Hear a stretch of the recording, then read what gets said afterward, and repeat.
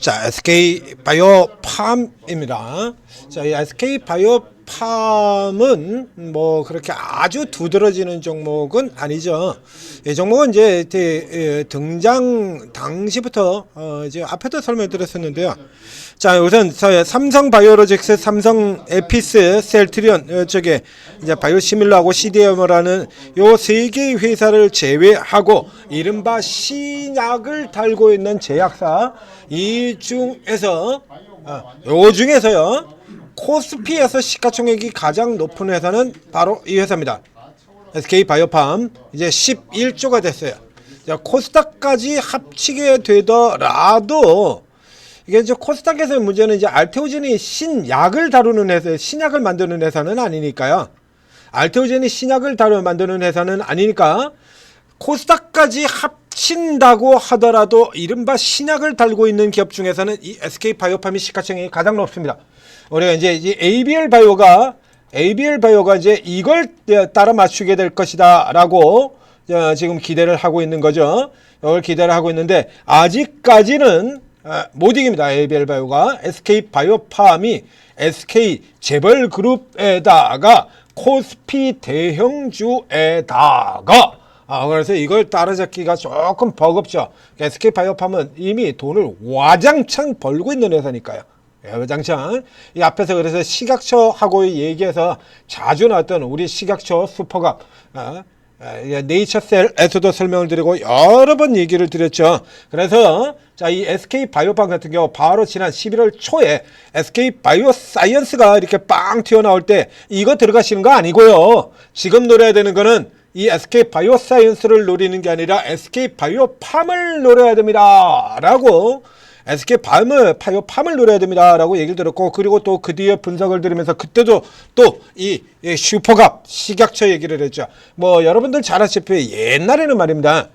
뭐 지금도 종종 그런 경우들이 있긴 있습니다만 이른바 허가권이라는 걸 쥐고 있잖아요. 우리 관가에서 공무원들이 허가권이라는 걸 쥐고 있지 않습니까? 우리 거래소 같은 경우도 마찬가지죠. 그래서 거래소에서 허가 안 해주는 애들, 자, 소룩스, 아리바이오 같은 애들 못 들어오죠. 못 들어옵니다. 아직도 못 들어요. 아리바이오 그 엄청난 재료를 들고 있음에도 불구하고 아직도 상장을 못 하고 있잖아요. 아리바이오 거래소에서 상장 안 시켜주면 게임 끝이야. 우회 상장도요. 대부분 넘어감자만 거래소에서 걸려가지고 못 들어오는 회사들이 있습니다. 요거는 뭐 세 발의 피고요. 그 예전에는 그래서 허가권 그래가지고 뭐 공무원들한테 뇌물 먹이고 향하고 그래가지고 뇌물 처먹고 걸렸다 그러고 그리고 그런 허가권을 두고 옛날부터 끈끈한 카르텔이 형성됐던 아주 유명한 부서들이 있죠. 그래서 전 세계에서 뭐 저기 무슨 아프리카 국가들이나 나올 것 같은 공무원한테 마피아라는 이름을 붙인 유일한 나라가 한국 아닙니까? 공무원 집단한테 기재부 마피아, 모피아죠. 재무부 마피아. 저 옛날 70년대 재무부 시절부터 시작을 해가지고 지금 기획재정부가 될 때까지 해가지고 수십 년간 마피아처럼 논다라고 해가지고 모피아라는 이름을 가지고 있는 기재부 마피아. 여기서 끝납니까? 토건 마피아가 있죠. 국토부 마피아.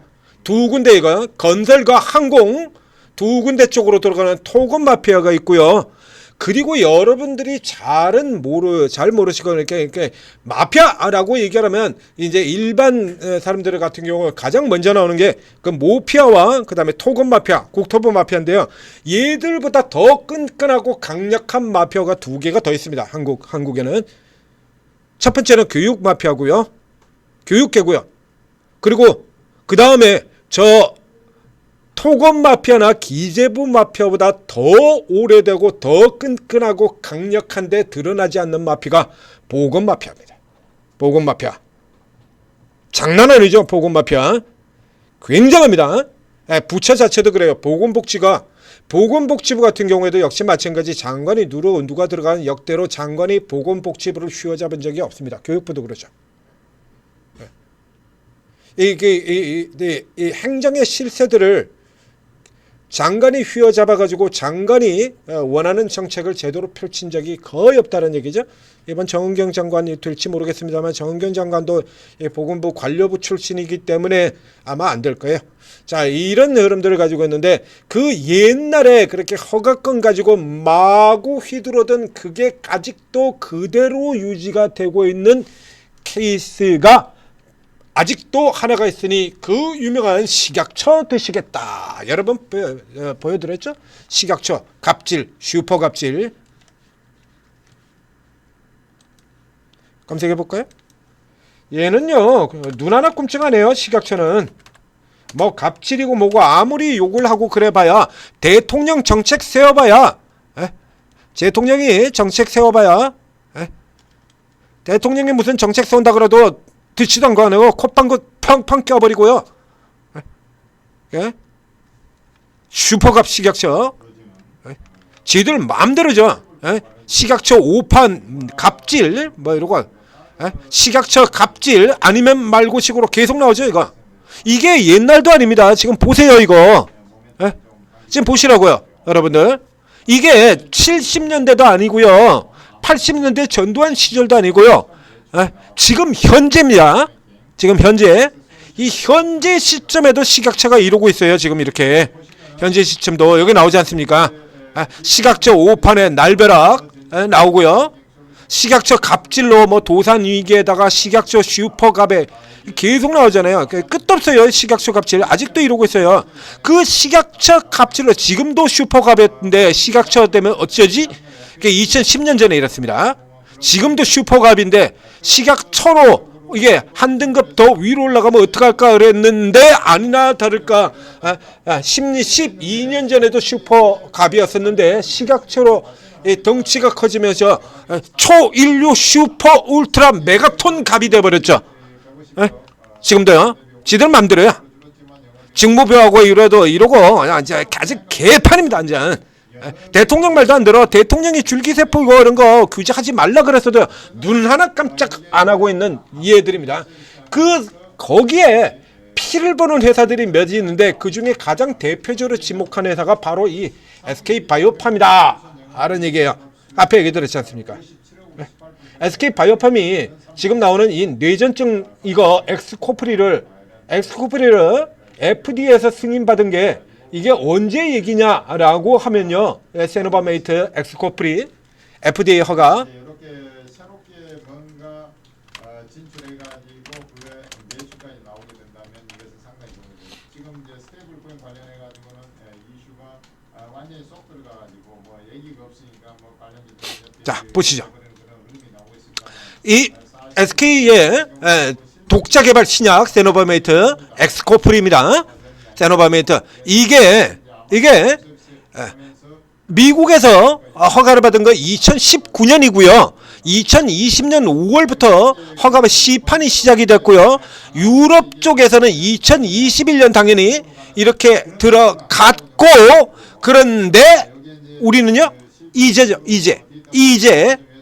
11월 달 바로 이번 달입니다. 대단한 우리 대단한 식약처 아닙니까? 미국 승인은 2019년 11월 달에요. 미국 승인 나고 6년 후에 승인을 내줬습니다. 야 대단하죠?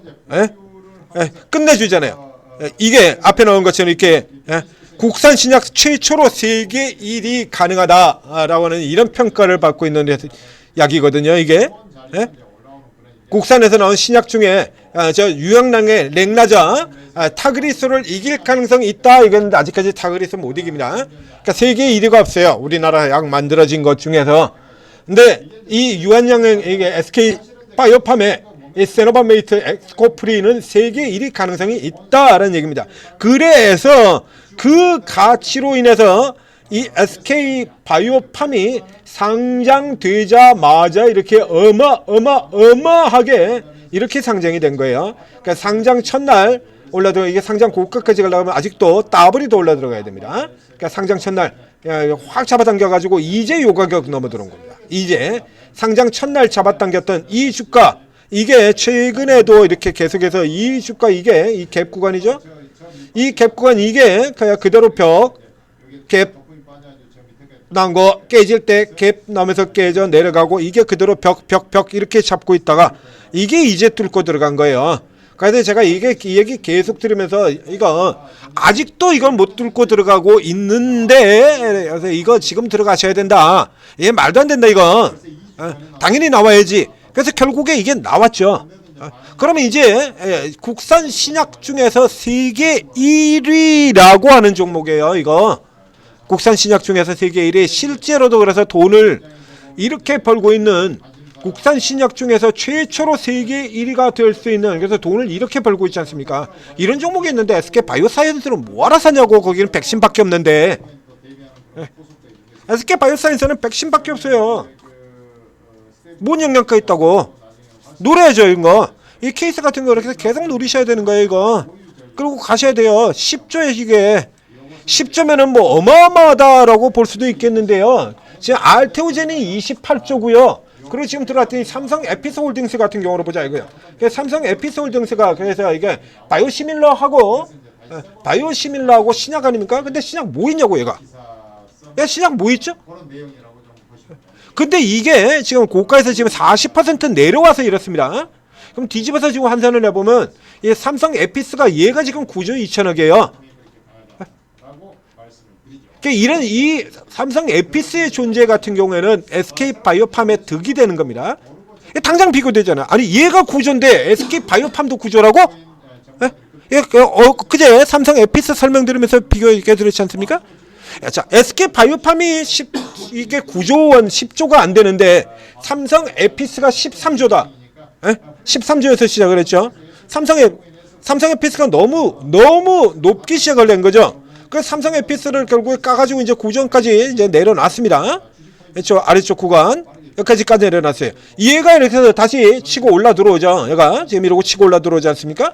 삼성 에피스가 9조 3천억인데 세계 1위 국산 신약 중에서 처음으로 세계 1위를 노리는 SK 바이오팜이 9조밖에 안 돼?